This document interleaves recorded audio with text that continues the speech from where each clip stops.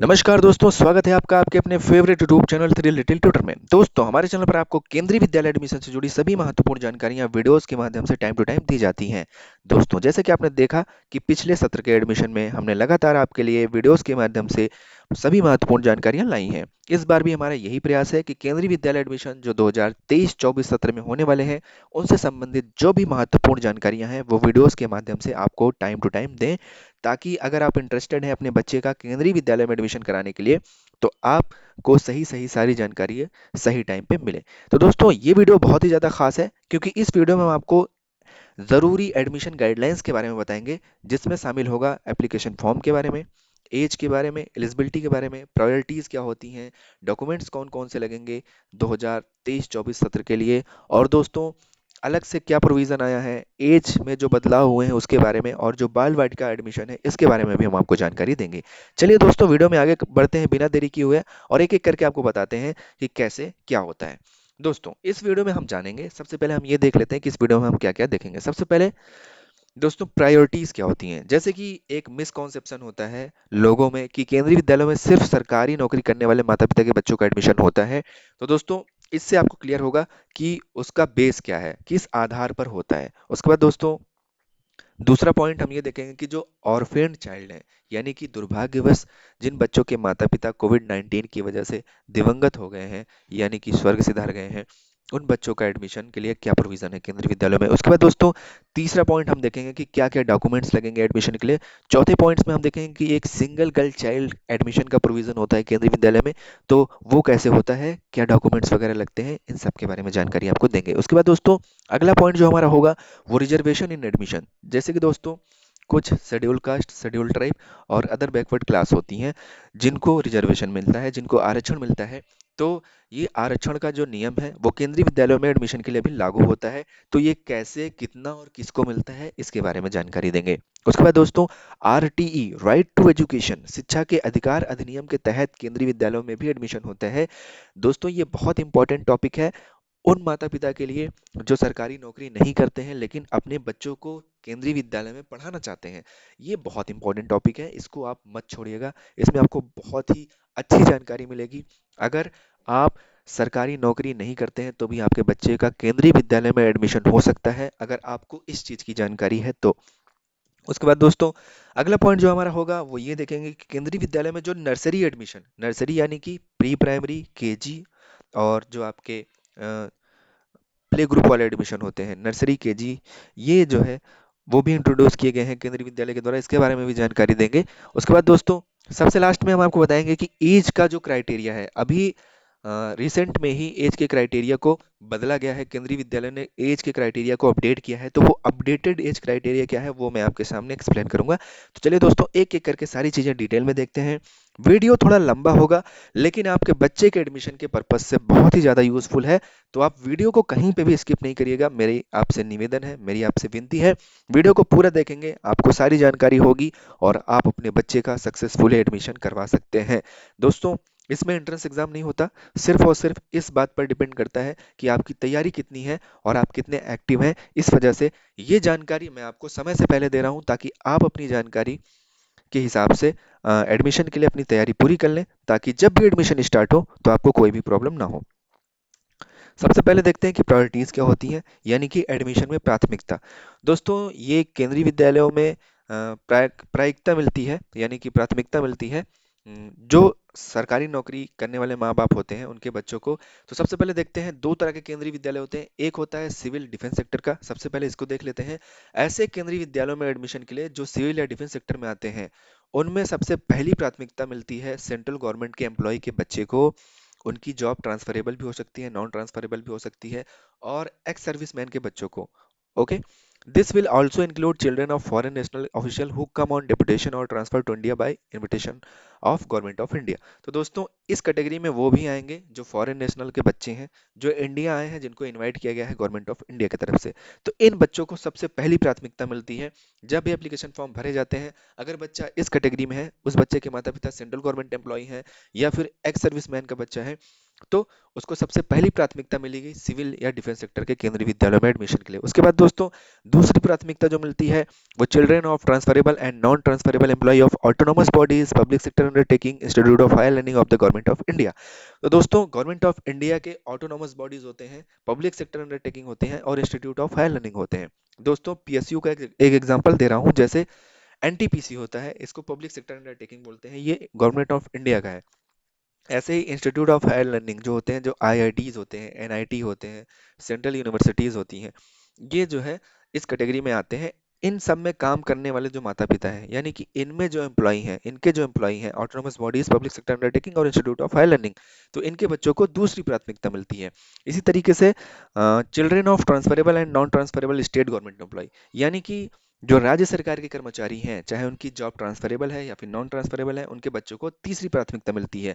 और इसी तरीके से जो सेंट्रल स्टेट गवर्नमेंट के एम्प्लॉय हैं, autonomous bodies, PSU, institute of higher learning, इनकी भी जॉब चाहे ट्रांसफरेबल हो चाहे नॉन ट्रांसफरेबल हो, इनके बच्चे को फोर्थ प्रायोरिटी मिलती है। ओके, जैसे सेंट्रल के ऑटोनोमस बॉडीज पीएसयू या फिर इंस्टीट्यूट ऑफ हायर लर्निंग होते हैं, वैसे ही स्टेट गवर्नमेंट के भी ऑटोनोमस बॉडीज पीएसयू और इंस्टीट्यूट ऑफ हायर लर्निंग होते हैं, जैसे कि स्टेट यूनिवर्सिटी और स्टेट के पीएसयू भी होते हैं। तो इनमें जो काम करने वाले माता पिता हैं, ठीक है, यानी कि इनमें जो सरकारी नौकरी करते हैं माता पिता, उनके बच्चों को चौथी प्राथमिकता मिलती है। और सबसे कम प्राथमिकता यानी कि सबसे लास्ट प्रायोरिटी जिनको मिलती है, इन सब कैटेगरीज को छोड़ के बाकी कोई भी कैटेगरी हो, यानी कि बच्चे के माता पिता सरकारी नौकरी में नहीं है, बाकी और किसी भी कैटेगरी में हो, तो उनको जो है पांचवी प्राथमिकता मिलती है, सबसे कम प्राथमिकता मिलती है। तो दोस्तों बिजनेसमैन, फार्मर, ये शॉपकीपर और जितनी भी तरह की अदर कैटेगरीज हैं, उनके बच्चे जो हैं वो फिफ्थ कैटेगरी में आएंगे। इनके लिए एक अलग से प्रोविजन है जो मैं आरटी में आपको बताऊंगा। दोस्तों यहाँ पर एक नोट लिखा हुआ है, जो एडमिशन में प्रेफरेंस दिया जाता है वो बच्चे के माता पिता के पिछले 7 साल में कितने नंबर ऑफ ट्रांसफर हुए हैं, जितने ज़्यादा ट्रांसफर होंगे उतनी ज़्यादा उनको प्रेफरेंस दिया जाएगा। इसको मैं आपको समझाता हूँ। मान लीजिए जैसे दो बच्चे हैं, दोनों सेंट्रल गवर्नमेंट एम्प्लॉय के बच्चे हैं। अब वहां पर कैसे डिफरेंशिएट करेंगे कि किनको ऊपर रखना चाहिए? तो इस केस में जब टाई अप होता है, तो वहां पर ये देखा जाता है कि किस बच्चे के माता पिता के ज्यादा ट्रांसफर हुए हैं पिछले 7 साल में। तो जिनके ज्यादा ट्रांसफर हुए हैं पिछले 7 साल में, उनको ऊपर रख दिया जाएगा। उसके बाद जिनके कम हुए हैं उसको उसके नीचे। इसी तरीके से अब देखते हैं प्रायोरिटी जो दूसरे तरह के केंद्रीय विद्यालय होते हैं, जो पब्लिक सेक्टर अंडरटेकिंग के अंतर्गत आते हैं या फिर इंस्टीट्यूट ऑफ हायर लर्निंग के अंतर्गत आते हैं। जैसे कि आपने सुना होगा कि केवी एनटीपीसी, केवी आईआईटी कानपुर, केवी आईआईटी मुंबई। तो इस तरीके के जो केंद्रीय विद्यालय होते हैं वो पब्लिक सेक्टर अंडरटेकिंग या फिर इंस्टीट्यूट ऑफ हायर लर्निंग के अंतर्गत आते हैं। तो इन केंद्रीय विद्यालयों में सबसे पहली प्राथमिकता उन बच्चों को मिलती है जिन बच्चे के माता पिता उसी इंस्टीट्यूट ऑफ हायर लर्निंग में काम कर रहे हों, जिसको वो केंद्रीय विद्या जिस जिसको वो जो है जिसके अंदर वो केंद्रीय विद्यालय आता है, जिसको उसके जरिए जो है स्पॉन्सर किया गया है। तो दोस्तों वहाँ पर काम करने वाले जो बच्चे हैं, उनके चाहे चिल्ड्रेन हो या फिर ग्रैंड चिल्ड्रेन हो, रिटायर्ड एम्प्लॉय हो या फिर वर्किंग एम्प्लॉय हो, तो इनको जो है पहली प्राथमिकता मिलती है। उसके बाद जो दूसरी प्राथमिकता मिलती है सेम वही है सेंट्रल गवर्नमेंट के एम्प्लॉय को, जैसे मैंने पहले बताया। इसी तरीके से तीसरी प्राथमिकता जो मिलती है वो सेंट्रल गवर्नमेंट के autonomous bodies, public sector undertaking और इंस्टीट्यूट ऑफ हायर लर्निंग। इसी तरीके से चौथे प्राथमिकता जो मिलती है वो स्टेट गवर्नमेंट के एम्प्लॉय के बच्चों को।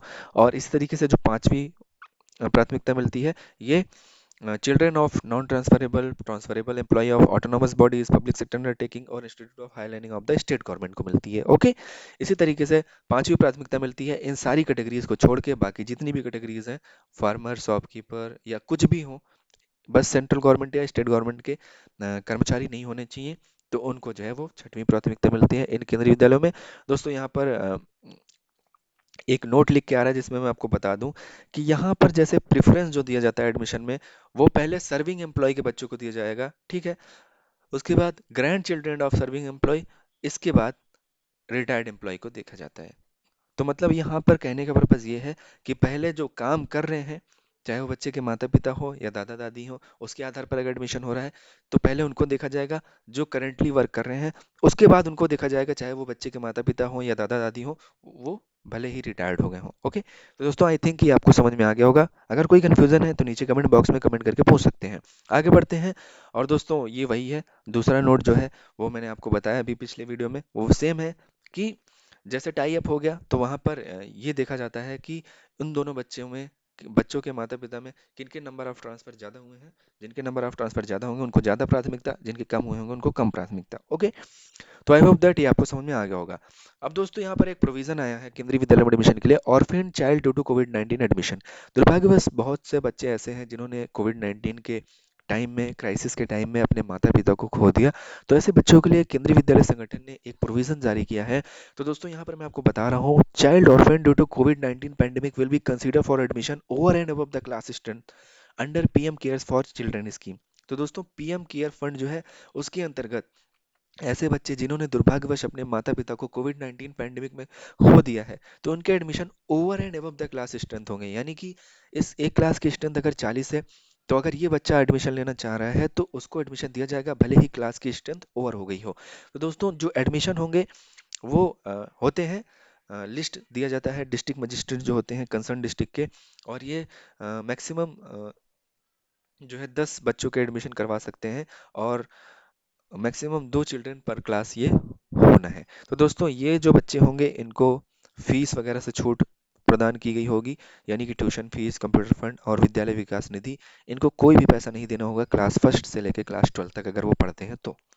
तो दोस्तों आई थिंक ये आपको समझ में आ गया होगा। अगर इन कैटेगरी में कोई बच्चे हैं आपके जान पहचान में भी हैं तो प्लीज़ आप उनके लिए कोशिश करिए, ताकि वो उनको जो है अच्छी शिक्षा मिल सके उनके माता-पिता के नाम मौजूदगी में भी। उसके बाद दोस्तों आगे बढ़ते हैं और अगला टॉपिक देखते हैं कि डॉक्यूमेंट्स क्या-क्या लगते हैं। दोस्तों केंद्रीय विद्यालय में डॉक्यूमेंट बहुत मैटर करता है। Document is the most important part of the admission, so you have to take it seriously. तो यहाँ पर मैं आपको बताता हूँ कि सबसे इंपॉर्टेंट डॉक्यूमेंट्स क्या-क्या होते हैं। बाकी डॉक्यूमेंट से रिलेटेड एक अलग वीडियो मैं आपके लिए लेके आऊँगा, जिसमें कौन से डॉक्यूमेंट्स कहाँ लगते हैं, कैसा उसका फॉर्मेट होता है, कहाँ से बनते हैं, कैसे बनवाना होगा, इन सब के बारे में आपको जानकारी दूंगा। अभी मैं आपको बताता हूँ कि क्लास 1 में एडमिशन के लिए आपको एक certificate of proof of age यानी कि जन्म प्रमाण पत्र देना होता है। ये जो है बर्थ सर्टिफिकेट जो है वो authority competent to register birth, यानी कि जो बर्थ रजिस्टर करते हैं उनके द्वारा ये जारी किया गया होता है। और ये जो है notified area council, municipality, municipal corporation, और जैसे कि अगर गांव एरिया है तो विलेज पंचायत, मिलिट्री हॉस्पिटल या फिर service record of defence personnel, यहाँ से बनवा सकते हैं। और दोस्तों अदर क्लासेस के लिए जो डेट ऑफ बर्थ का रिकॉर्ड लगता है, वो ट्रांसफर सर्टिफिकेट लगता है स्कूल के द्वारा जो है वो इशू किया जाता है। वो स्टेट गवर्नमेंट के भी स्कूल हो सकते हैं, ये आप एक्सेप्ट हो जाएगा। बर्थ सर्टिफिकेट केवल क्लास 1 में एडमिशन के लिए लगता है। तो दोस्तों जो ओरिजिनल सर्टिफिकेट होगा डेट ऑफ बर्थ का, वो वेरिफिकेशन के बाद माता पिता को लौटा दिया जाएगा। और admission up to class 8 may be granted without any school transfer certificate provided the child is otherwise eligible and his birth certificate has been issued by the government body। और दोस्तों क्लास 8 तक जो एडमिशन होने हैं वो grant किए जा सकते हैं, मतलब वो एडमिशन प्रोवाइड किए जा सकते हैं बिना किसी स्कूल ट्रांसफर सर्टिफिकेट के, बजाय वो एलिजिबल होना चाहिए और उस बच्चे का बर्थ सर्टिफिकेट वो जो है गवर्नमेंट बॉडी द्वारा इशू होना चाहिए। उसके बाद दोस्तों अगला डॉक्यूमेंट देखते हैं। अगर आप जो है schedule caste, schedule tribe, EWS economically weaker section, OBC, non creamy layer या फिर बीपीएल कैटेगरी से बिलोंग करते हैं तो आपको इससे संबंधित सर्टिफिकेट, यानी कि अगर आप शेड्यूल कास्ट, शेड्यूल ट्राइब या फिर अदर बैकवर्ड क्लास कैटेगरी से आते हैं, नॉन क्रीमी लेयर, तो इससे रिलेटेड आपको कास्ट सर्टिफिकेट देना होगा। ईडब्ल्यूएस कैटेगरी से आते हैं तो इससे रिलेटेड आपको ईडब्ल्यूएस का सर्टिफिकेट देना होगा। और अगर आप बिलो पॉवर्टी लाइन से आते हैं तो आपको बीपीएल सर्टिफिकेट देना होता है। और ये जो है कंपिटेंट अथॉरिटी, चाहे वो स्टेट गवर्नमेंट हो या फिर यूनियन गवर्नमेंट हो, इसके द्वारा जारी किया गया होना चाहिए। तो दोस्तों the certificate in respect of either of the parents may be accepted initially for the purpose of admission if the certificate is not available for the child। दोस्तों अगर एडमिशन के टाइम पर आपके बच्चे का सर्टिफिकेट नहीं है तो माता या पिता के नाम से अगर सर्टिफिकेट है तो वो भी चल जाएगा, लेकिन 3 महीने के अंदर अंदर आपको बच्चे के नाम से बनवाकर उसको सबमिट करना होता है, अदरवाइज आपका एडमिशन जो है वो कैंसिल हो सकता है। उसके बाद दोस्तों अगला डॉक्यूमेंट्स मैं आपको बताना चाहता हूँ। अ, दोस्तों अगर बच्चा दुर्भाग्यवश दिव्यांग की श्रेणी में आता है तो उसको उसका कुछ लाभ मिलता है। इस केस में उसको जो है सिविल सर्जन रिहैबिलिटेशन सेंटर या फिर एनी अदर कंप्यूटर अथॉरिटी के द्वारा government of India certifying the child is handicapped wherever applicable, तो इससे रिलेटेड सर्टिफिकेट आपको देना होता है, तभी आप जो है ये दिव्यांग का जो रिजर्वेशन का लाभ है वो ले सकते हैं। उसके बाद दोस्तों अगर बच्चे के माता-पिता सरकारी नौकरी में हैं, तो उनको एक सर्टिफ़िकेट देना होता है अपने ऑफ़िस से बनवाकर, जो उनके ऑफ़िस के हेड होते हैं, उनका नाम, डेज़िग्नेशन और अदर जो रिलेवेंट जानकारियाँ होती हैं, वो सब भरना होता है उसमें और उसमें वो शो करना होता है कि उनके पिछले 7 साल में कितने नंबर ऑफ़ ट्रांसफ़र हुए हैं और ये एप्लीकेबल होता है, जैसे कि मैंने आपको प्रायोरिटीज़ में समझाया था कि इसका क्या काम होता है। और दोस्तों, अगर डिफेंस एम्प्लॉयी हैं, तो उनको सर्टिफ़िकेट ऑफ रिटायरमेंट देना होता है। दोस्तों ये बात हो गई डॉक्यूमेंट्स की और एट लास्ट मैं आपको बताना चाहता हूँ कि प्रूफ ऑफ रेजिडेंस भी आपको देना होता है। अगर आप रेंट पे रहे हैं तो रेंट एग्रीमेंट, अगर आपके पास परमानेंट एड्रेस है तो रेजिडेंस का प्रूफ के तौर पर आप कई सारे जो है वो डॉक्यूमेंट्स दे सकते हैं। तो दोस्तों, ये कौन कौन से डॉक्यूमेंट्स होते हैं ये मैं आपको अगले वीडियो में बताऊंगा। यहाँ पर आपकी जानकारी के लिए मैं बता दूं कि आपके पास रेजिडेंस सर्टिफिकेट, निवास प्रमाण पत्र जिसको बोलते हैं, बिजली बिल, गैस बिल, ये सारे जो है वैलिड होते हैं, ये आप दे सकते हैं। आधार कार्ड भी आप चाहें तो दे सकते हैं। उसके बाद दोस्तों आगे बढ़ते हैं और अगला टॉपिक देखते हैं, सिंगल गर्ल चाइल्ड एडमिशन। दोस्तों, सिंगल गर्ल चाइल्ड होता क्या है? सबसे पहले मैं आपको ये समझा दूं कि सिंगल गर्ल चाइल्ड आखिर होता क्या है। दोस्तों, कोई माता पिता हैं, उनकी एक अकेली संतान है, वो सिर्फ लड़की है, यानी कि उस माता पिता की और कोई संतान नहीं है, सिर्फ एक ही संतान है, वो लड़की है। उस लड़की के ना कोई भाई है ना कोई बहन है, सिर्फ अकेली संतान सिंगल लड़की है। तो ऐसी लड़की वो सिंगल गर्ल चाइल्ड कैटेगरी में आती है। दोस्तों, अगर ट्विन गर्ल्स हैं, ट्रिपलेट गर्ल्स हैं, ट्विन यानी कि जुड़वा बहन है, ट्रिपलेट यानी कि 3 जुड़वा बहन है, तो उस केस में भी वो सिंगल गर्ल चाइल्ड कैटेगरी में ही आएंगी। तो अगर ऐसा केस आपके साथ है तो आप सिंगल गर्ल चाइल्ड कैटेगरी में एडमिशन के लिए एलिजिबल हैं। दोस्तों, यहाँ पर मैं आपको बता दूं कि क्या क्या सिस्टम है सिंगल गर्ल चाइल्ड का। तो दोस्तों, single girl child in class 1 and from class 6 onward subject to maximum of 2 per section in class 1 and 2 per section in class 6 and onwards. It includes twin girl children also. तो दोस्तों, यहाँ पर मैं आपको इसके एक्सप्लेन कर दूं कि सिंगल गर्ल चाइल्ड का जो कोटा है वो क्लास 1 में 2 गर्ल्स पर सेक्शन, यानी कि क्लास 1 में अगर 4 सेक्शन है तो दो एक में, दो एक में, दो एक में, दो एक में, यानी कि 8 कोटा होगा। और इसी तरीके से क्लास 6 के बाद फिर वहाँ सेक्शन मैटर नहीं करता, वहाँ पर फिर जैसे क्लास 6, क्लास 7, 8, 9, 10, 11, 12, उसमें फिर आपको पर क्लास 2 लड़कियों का एडमिशन होगा। ठीक। तो दोस्तों, इसमें ट्विन गर्ल्स भी शामिल हैं। और दूसरा पॉइंट मैं आपको बता दूं, in case of twin girls it will be treated as one admission. अगर ट्विन यानी कि जुड़वा बहनें हैं तो वो एक सिंगल एडमिशन कंसीडर होगा। जब भी उनकी लॉटरी निकलेगी सिंगल गर्ल चाइल्ड में, तो दोस्तों दोनों लड़कियों का जो ट्विन है उनका एक सिंगल स्लिप पर नाम लिखा जाएगा। उनके जो फॉर्म भरे जाते हैं वो भी अलग तरीके से भरे जाते हैं। तो दोस्तों, अगर ट्विन गर्ल्स हैं तो उनका फॉर्म कैसे भरा जाएगा, इसका मैं आपको फॉर्म भर के दिखाऊंगा ताकि आपको कंफ्यूजन ना रहे। तो उनकी एक सिंगल स्लिप होती है और उनका एक सिंगल एडमिशन कंसिडर किया जाएगा। और दोस्तों, in case of single girl child including twin girl children, if the number of application are more than the number of allotted seat, यानी कि मान लीजिए जैसे कि किसी केंद्रीय विद्यालय में क्लास 1 में 4 सेक्शन है तो वहाँ सिंगल गर्ल चाइल्ड की 8 सीटें होंगी। तो अगर मान लीजिए वहाँ 8 से ज़्यादा एप्लीकेशन आ जाते हैं, ठीक, तो इस केस में मैक्सिमम ऑफ 2 पर सेक्शन इन क्लास 1 एंड 2 पर क्लास इन क्लास 6।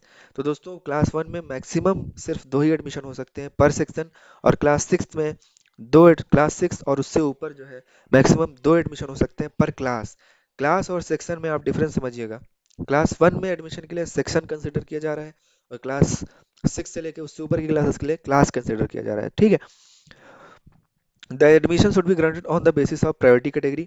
यहाँ पर भी अगर नंबर ऑफ एप्लीकेशन ज़्यादा हो जाते हैं तो वहाँ पर भी फिर प्रायोरिटी देखी जाती है कि बच्चा किस कैटेगरी से आ रहा है, कैटेगरी 1, कैटेगरी 2, जो मैंने प्रायोरिटी आपको शुरू में समझाई है उस हिसाब से फिर देखा जाता है। उसके बाद दोस्तों, if one category more application are made, all such applications should be taken together and list of selected candidates should be prepared through draw of lots।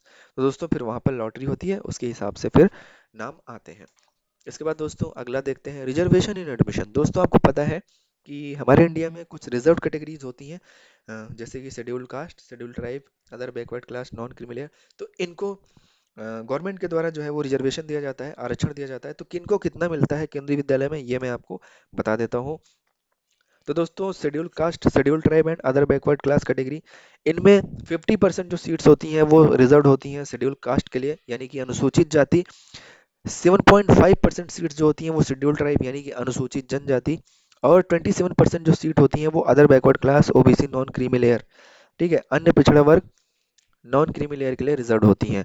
Cell be reserved in all fresh admission in Kendriya Vidyalaya, जितने भी केंद्रीय विद्यालय में fresh admission होंगे उन सबके लिए applicable होगा। उसके बाद दोस्तों, डिफरेंटली एबल कैटेगरी का अगर बच्चा है तो उसके लिए 3% of the total available seats for fresh admission will be horizontally reserved for differently abled children as per provision of RTA। 3% जो सीट्स होंगी वो अवेलेबल होंगी जो फ्रेश एडमिशन के लिए, वो हॉरिजॉन्टली रिजर्व्ड होंगी डिफरेंटली एबल कैटेगरी के लिए। तो दोस्तों ये जो है प्रोविजन है आरटी एक्ट के तहत, उससे रिलेटेड। उसके बाद दोस्तों, आरटी एडमिशन इन केंद्रीय विद्यालय, राइट टू एजुकेशन, शिक्षा के अधिकार अधिनियम के अंतर्गत केंद्रीय विद्यालय में एडमिशन होते हैं। दोस्तों ये सेक्शन उन माता पिता के लिए बहुत ज्यादा इंपॉर्टेंट है जिन माता पिता के जिन बच्चों के माता पिता वो सरकारी नौकरी में नहीं है। तो दोस्तों, शिक्षा के अधिकार अधिनियम के अंतर्गत कैसे एडमिशन होता है केंद्रीय विद्यालय में, ये मैं आपको बताता हूँ। देखो, out of the total available seats of fresh admission 25% shall be reserve to for right to education. दोस्तों, राइट टू एजुकेशन का मतलब होता है आरटी। तो दोस्तों, मान लीजिए किसी केंद्रीय विद्यालय में 40 सीट है, तो 40 का 25% कितना होता है, 10। यानी कि 40 में से 10 सीट जो होती हैं वो रिजर्व होती हैं आरटी एडमिशन के लिए केंद्रीय विद्यालयों में। इनमें प्रायोरिटीज वगैरह नहीं चलती हैं, इनमें सरकारी नौकरी वाले माता पिता का कोई इंटरफेयर नहीं होता है। ये 10 सीटें बिल्कुल रिजर्व होती हैं आरटी के तहत एडमिशन के लिए। तो दोस्तों, आरटी के तहत अगर आपको एडमिशन लेना है तो उसके लिए कुछ एलिजिबिलिटी क्राइटेरिया है जो आपको फुलफिल करना होता है। अगर आप उस कैटेगरी में आते हैं तभी आप इस कैटेगरी के लिए फॉर्म भर सकते हैं, अदरवाइज आप एलिजिबल नहीं होंगे। तो दोस्तों आगे देखते हैं कि क्या प्रोविजन है। तो जैसा कि मैंने अभी आपको समझाया कि 10 seats out of 40 seats in class 1 per section are to be filled as per RTE provision, यानी कि 25% सीट्स 40 का 25% 10 सीट्स, जो 10 सीट्स हैं वो भरी जाएंगी schedule caste, schedule tribe, EWS और BPL below poverty line, OBC non creamy layer and differently able taken together who are resident of neighbourhood. दोस्तों, रेजिडेंट ऑफ नेबरहुड का यहाँ पर क्या मतलब है, इसको आगे एक्सप्लेन करता हूँ। ये बहुत ही इंपॉर्टेंट है आरटी में एडमिशन के लिए। ये रेजिडेंट ऑफ नेबरहुड बहुत इंपॉर्टेंट टर्म है, इसको आप अच्छे से समझिएगा। आगे बढ़ते हैं, आगे आपको बताते हैं। दोस्तों, यहाँ पर देख सकते हैं, सबसे पहले ये जान लेते हैं कि डिसएडवांटेज ग्रुप कौन से होते हैं जो आरडीएम एडमिशन के लिए पात्र होते हैं। तो दोस्तों, child belonging to disadvantage group means a child belonging to a schedule caste, schedule tribe, the socially and educationally backward class और such other group having disadvantage owing to social, cultural, economical, geographical, linguistic, gender और such other factor as may be specified by the appropriate government by notification। तो दोस्तों, ऐसे बच्चे जो schedule caste, schedule tribe, सामाजिक या फिर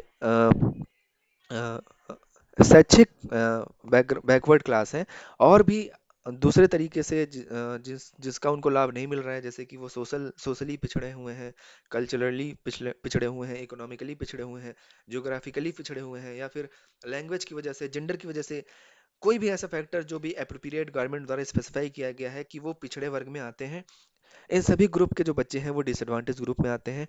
तो अगर आप ऐसे किसी ग्रुप से बिलोंग करते हैं तो आप एलिजिबल हैं आरटी के तहत एडमिशन लेने के लिए, आप अपने बच्चे का आरटी के तहत एडमिशन करवा सकते हैं। उसके बाद दोस्तों, child with special needs and suffering from disability will be determined as per the provision mentioned in RTE act 2009 और as defined by the concerned state government. दोस्तों, ऐसे बच्चा जिसको एक स्पेशल नीड की जरूरत हो और या फिर वह किसी डिसेबिलिटी से सफ़र कर रहा हो, तो ऐसे बच्चे भी एलिजिबल होते हैं, वो डिसएडवांटेज की कैटेगरी में आते हैं। दोस्तों, इनको डिफाइन किया गया है आरटी एक्ट में या फिर कंसर्न स्टेट गवर्नमेंट की तरफ से।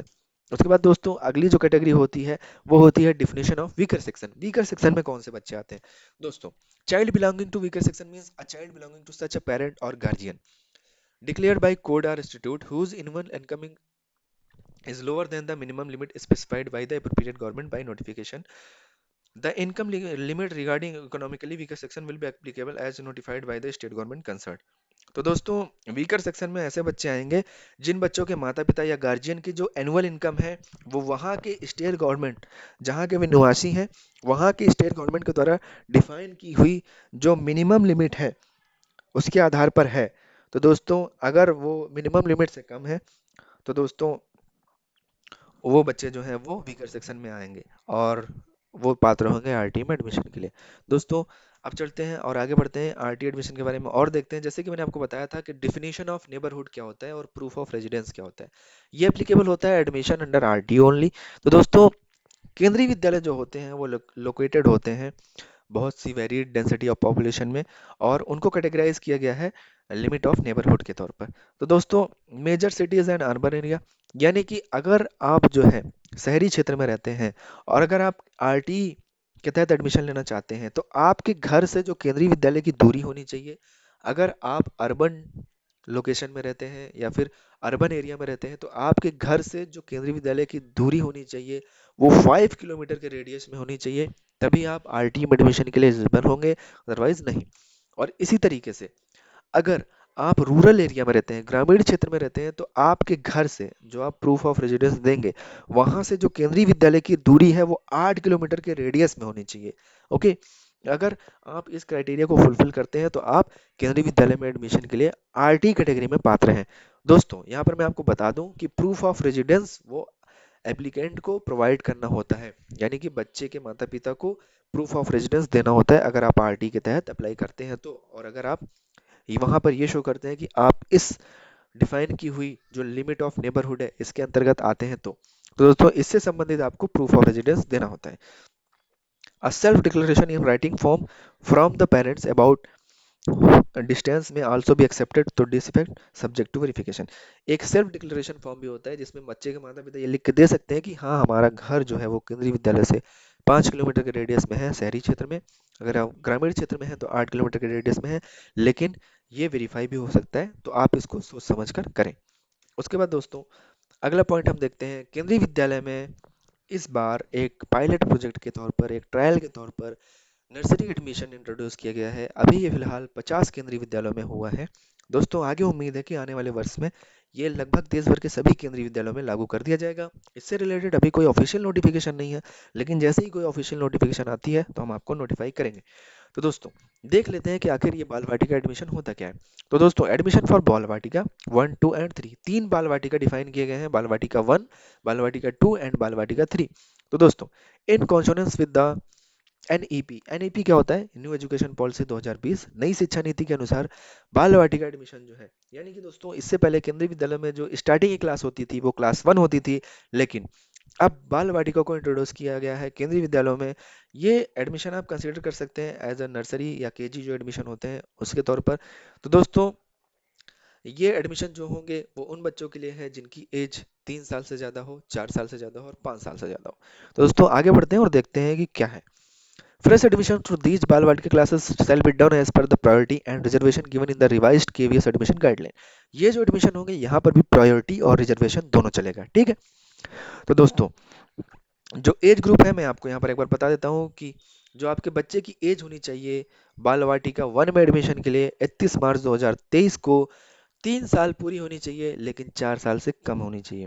बाल वाटिका 2 में एडमिशन के लिए 4 साल होने चाहिए, लेकिन 5 साल से कम होनी चाहिए। और बाल वाटिका 3 में एडमिशन के लिए 5 साल होनी चाहिए, लेकिन 6 साल से कम होनी चाहिए। इसको आप अच्छे से देख लीजिए। बाल वाटिका 1 में 3 साल पूरी होनी चाहिए, लेकिन 4 साल से कम होनी चाहिए। बाल वाटिका 2 में एडमिशन के लिए 4 साल होनी चाहिए, लेकिन 5 साल से कम होनी चाहिए। बाल वाटिका 3 में 5 साल होनी चाहिए, लेकिन 6 साल से कम होनी चाहिए। उसके बाद दोस्तों, आगे बढ़ते हैं। Reservation under the provision of RT act 2009 shall be applicable at the entry level only which is बाल वाटिका 1। दोस्तों, आरटी के तहत जो रिजर्वेशन मिलेगा वो एप्लीकेबल होगा सिर्फ और सिर्फ बाल वाटिका 1 के लिए, 2 और 3 के लिए नहीं होगा, क्योंकि एंट्री लेवल जो है वो बाल वाटिका 1 है। उसके बाद दोस्तों, admission for RT category will be done as per KVS admission guideline. जो आरटी कैटेगरी के एडमिशन होंगे बाल वाटिका में वो भी केवीएस एडमिशन गाइडलाइन के हिसाब से होंगे, जो मैंने अभी आपको थोड़ी देर पहले एक्सप्लेन किया। उसके बाद दोस्तों, provision for admission for single girl child shall not be applicable to these classes. दोस्तों, जो सिंगल गर्ल चाइल्ड का एडमिशन मैंने आपको बताया था वो इन क्लासेस के लिए एप्लीकेबल नहीं है। सिंगल गर्ल चाइल्ड का प्रोविजन यहाँ पर एप्लीकेबल नहीं है बाल वाटिका एडमिशन के लिए। उसके बाद दोस्तों, एक नज़र डालते हैं कि क्या क्या डॉक्यूमेंट्स रिक्वायर्ड होंगे। एक रजिस्ट्रेशन फॉर्म होगा, ऑफलाइन मिलता है, केंद्रीय विद्यालय की वेबसाइट पर अवेलेबल होता है। ये फॉर्म मैं आपके साथ शेयर करूंगा, कैसे भरना है ये भी बताऊंगा।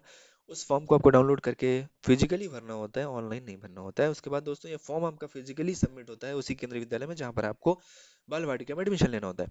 उसके बाद बच्ची या बच्चे की डेट ऑफ बर्थ सर्टिफिकेट। उसके बाद दोस्तों, सोशल कैटेगरी सर्टिफिकेट, अगर आप SC ST OBC non creamy layer या फिर EWS कैटेगरी से बिलोंग करते हैं तो उससे related certificate. Residential proof certificate देना होता है, उसके बाद दोस्तों बच्चे की ब्लड ग्रुप रिपोर्ट देनी होती है और 2 पासपोर्ट साइज की फोटोज देनी होती हैं। उसके बाद दोस्तों सर्विस सर्टिफिकेट, अगर बच्चे के माता पिता वो गवर्नमेंट सर्वेंट है यानी कि सरकारी नौकरी में है, चाहे वो स्टेट गवर्नमेंट में हो चाहे वो सेंट्रल गवर्नमेंट में हो, उससे रिलेटेड सर्विस सर्टिफिकेट उनको देना होता है अगर वो प्रायोरिटी का लाभ लेना चाहते हैं तो। उसके बाद दोस्तों स्कूल टाइमिंग, फीस और अदर चीज़ें क्या होंगी बाल वाटिका क्लासेस के लिए। तो दोस्तों जो ड्यूरेशन ऑफ स्कूल टाइमिंग होगी वो 3 घंटे पर डे होगी, यानी कि एक दिन में 3 घंटे की क्लासेस होंगी। उसके बाद दोस्तों 5 दिन ही क्लासेस होगी, may be that Saturday Sunday off रहे। उसके बाद दोस्तों वैकेशन और ब्रेक ब्रेक जो होंगे यानी कि छुट्टियां और जो गर्मी की छुट्टियां वगैरह होंगी वो सब एग्जिस्टिंग केंद्रीय विद्यालय के शेड्यूल के हिसाब से होंगी। उसके बाद दोस्तों यूनिफॉर्म्स जो है वो इन क्लासेस के लिए मैंडेटरी नहीं है, बच्चे कोई भी कपड़ा पहन के जा सकते हैं, यानी कि जो थोड़ा सा अच्छे हो तो आप बढ़िया बढ़िया कपड़े पहना के भेजिएगा अपने बच्चों को, अगर आपके बच्चों का एडमिशन हो जाता है तो यूनिफॉर्म का यहाँ पर कोई वो नहीं है, रिस्ट्रिक्शन नहीं है। जो फीस स्ट्रक्चर होगी इन क्लासेस के लिए बाल वाटिका के लिए, वो क्लास 1 में जो फीस लगती है समथिंग अराउंड 500, वही जो है लगेगी। और ये जो फीस जमा होगी यानी कि जो फीस सबमिट होगी वो यूबीआई पोर्टल जो केंद्रीय विद्यालय का है वहीं से इन बच्चों की भी फीस सबमिट होगी। उसके बाद दोस्तों आगे देखते हैं एज क्राइटेरिया, बहुत ही ज़्यादा इंपॉर्टेंट है। अभी हाल फिलहाल में ही केंद्रीय विद्यालय ने इसको रिवाइज किया है, तो दोस्तों इसको मैं आपके साथ एक्सप्लेन करना चाहता हूँ। एज बहुत ही इंपॉर्टेंट है दोस्तों, बहुत से बच्चे के माता पिता परेशान रहते हैं कि हमारे बच्चे की एज इतनी है तो क्या एडमिशन हो जाएगा। ये चार्ट आप स्क्रीनशॉट करके रख लीजिए या फिर मैं आपको एक्सप्लेन कर रहा हूँ और आप इसको देखते रहिएगा, और इस हिसाब से आप देख सकते हैं कि आपके बच्चा किस क्लास में एडमिशन के लिए एलिजिबल है। तो दोस्तों a child must be 6 year old age on 31st March in the academic year in which admission is sought for class 1.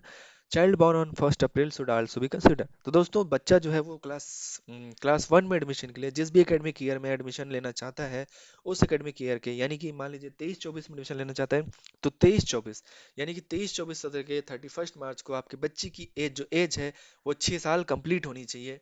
दोस्तों अगर 6 साल से कम है तो आपके बच्चे का क्लास 1 में एडमिशन नहीं हो पाएगा।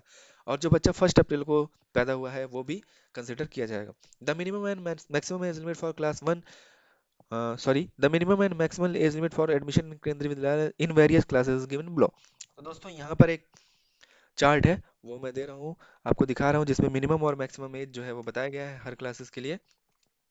तो यहाँ पर मैं आपको एक्सप्लेन करता हूँ। तो दोस्तों यहाँ पर आप देख सकते हैं क्लास 1 में एडमिशन के लिए जो बच्चे की एज है वो मिनिमम 6 साल होनी चाहिए और मैक्सिमम 8 साल होनी चाहिए। 31st March of the year in which admission is sought, और ये भी 31st March of the year in which admission is sought. Class 2 में एडमिशन के लिए 6 साल कम से कम, ज़्यादा से ज़्यादा 8 साल। क्लास थर्ड में 7 साल और ज़्यादा से ज़्यादा 9 साल। क्लास फोर्थ में कम से कम 8 साल, ज़्यादा से ज़्यादा 10 साल। क्लास फिफ्थ में कम से कम 9 साल, ज़्यादा से ज़्यादा 11 साल। और क्लास सिक्स्थ में कम से कम 10 साल और ज़्यादा से ज़्यादा 12 साल। क्लास सेवन्थ में कम से कम 11 साल, ज़्यादा से ज़्यादा 13 साल। क्लास एट्थ में कम से कम 12 साल, ज़्यादा से ज़्यादा 14 साल। क्लास नाइन्थ में कम से कम 13 साल, ज़्यादा से ज़्यादा 15 साल। और क्लास टेंथ में ज़्यादा से ज़्यादा कम से कम 14 साल और ज़्यादा से ज़्यादा 16 साल। तो दोस्तों ये था एडमिशन एज का चार्ट, इसको आप स्क्रीनशॉट करके रख सकते हैं, इसके हिसाब से आप चेक कर सकते हैं कि आपका बच्चा किस क्लास में एडमिशन के लिए एलिजिबल है। उसके बाद दोस्तों यहाँ पर थोड़ा सा मैं आपको और बताना चाहता हूँ। तो ये जो रिवाइज किया गया है ये न्यू एजुकेशन पॉलिसी के हिसाब से मैंडेटरी है, इस वजह से 2022-23 एकेडमिक सेशन से ये जो एज है वो रिवाइज की गई है। दोस्तों आप लोग हमारे पिछले वीडियोस देखते हैं उससे कंफ्यूज होते हैं, तो ये नया वीडियो है आप इसको देखिए, यहाँ पर आपको एज के बारे में पूरी जानकारी सही सही दी हुई है। और उसके बाद दोस्तों यहाँ पर आप देख सकते हैं कि एक नोट लिखा हुआ है, the maximum age limit can be relaxed by 2 year in case of differently abled children by the principal. दोस्तों अगर कोई भी बच्चा डिफरेंटली एबल चिल्ड्रन है तो प्रिंसिपल के माध्यम से उसकी जो मैक्सिमम एज लिमिट है उसको उसमें उसको 2 साल का रिलैक्सेशन मिलता है, वो किसी भी क्लास में हो उसको 2 साल का रिलैक्सेशन मिलता है। उसके बाद दोस्तों there is no age restriction for class two for admission to class 11 provided the student is seeking admission in the year of passing class 10th examination. Similarly, there will be no upper and lower age limit for admission to class 12 provided there has been no break in the continuous study of the student after passing 11th। तो दोस्तों class 11th के लिए as का कोई restriction नहीं है। हालांकि यहाँ पर एक चीज़ ये है कि बच्चा उसी ईयर में क्लास 10th का एग्जाम पास किया होना होना चाहिए, वहाँ पर कोई भी गैप नहीं होना चाहिए। और इसी तरीके से क्लास 12th में भी कोई लिमिट नहीं है अपर या लोअर, बस क्लास 12th में एडमिशन के लिए क्लास 11th और 12th के बीच में कोई गैप नहीं होना चाहिए, यानी कि जस्ट प्रीवियस ईयर में ही बच्चा जो है वो क्लास 11 पास किया हुआ होना चाहिए, फिर वो क्लास 12 में एडमिशन ले सकता है। एज का कोई क्राइटेरिया नहीं है। तो दोस्तों ये कुछ बहुत ही महत्वपूर्ण जानकारी थी जो मैंने आपको पहले से दे दी। आप तैयारी पूरी कर लीजिए, जब भी फॉर्म आएंगे आपको बताया जाएगा। और कोई भी क्वेरी हो, कोई भी क्वेश्चन हो, आप हमें जो है यहाँ कमेंट करके पूछ सकते हैं, और आप हमें इंस्टाग्राम पे भी मैसेज करके पूछ सकते हैं। आप हमें फेसबुक पर भी मैसेज कर सकते हैं। सारे जगह पर थ्री लिटिल ट्यूटर के नाम से आप सर्च करिए, आपको हमारे सारे सोशल मीडिया हैंडल्स मिल जाएंगे। वहाँ पर आप कमेंट करके पूछ सकते हैं, डायरेक्ट मैसेज करके पूछ सकते हैं, कोई कन्फ्यूज़न है तो। और दोस्तों, इस तरह के वीडियोस हम टाइम टू टाइम लाते रहते हैं। ये जो वीडियोस आपके सामने दिख रही हैं, ये भी बहुत ही ज़्यादा इंपॉर्टेंट है, बहुत ही ज़्यादा इंफॉर्मेटिव वीडियोस हैं ये। तो दोस्तों, इन वीडियोस को भी आप क्लिक करके देख सकते हैं। दोस्तों, अगर आप हमारे चैनल पर नए हैं तो चैनल को सब्सक्राइब करना ना भूलिएगा। आपको केंद्रीय विद्यालय एडमिशन से रिलेटेड और भी देश में कई तरह के जो भी अच्छे स्कूलों में एडमिशन होते हैं उससे रिलेटेड वीडियोस आपको टाइम टू टाइम मिलती रहेंगी। दोस्तों, बने रहिए हमारे साथ, चैनल को सब्सक्राइब करना बिल्कुल मत भूलिएगा। वीडियो अच्छी लगेगी तो वीडियो को लाइक करिएगा। और भी किसी का हेल्प करना चाहते हैं अपने आसपास, अपने पड़ोसी रिश्तेदार, तो उनको ये वीडियो शेयर करिएगा, ताकि अगर वो भी इंटरेस्टेड है बच्चों के एडमिशन के लिए तो वो ये वीडियोस देख के जानकारी लें और अपने बच्चे का एडमिशन टाइम टू टाइम करा सकें। दोस्तों, मिलते हैं अपने अगले वीडियो में, एक नई वीडियो में एक अच्छी जानकारी के साथ एडमिशन से रिलेटेड, जो आपके बच्चे के एडमिशन के लिए बहुत ही ज़्यादा बेनिफिशियल होगी। दोस्तों, चैनल को सब्सक्राइब करना ना भूलिएगा। बेल आइकन यानी कि जो घंटी वाला निशान है उसको ज़रूर दबाइएगा, ताकि सारी वीडियोस आपको टाइम टू टाइम मिले, क्योंकि दोस्तों ये एडमिशन से रिलेटेड वीडियो है, इनका एक टाइम होता है। अगर ये टाइम पर आप ना देखें तो फिर कोई फ़ायदा नहीं मिलेगा, क्योंकि एडमिशन की एक फिक्स डेट होती है और उस टाइम से पहले आपको वीडियोस देखनी होती है। तो नोटिफिकेशन बिल ज़रूर दबाइएगा। मिलते हैं, इजाज़त दीजिए, तब तक के लिए बाय बाय, टेक केयर, जय हिंद।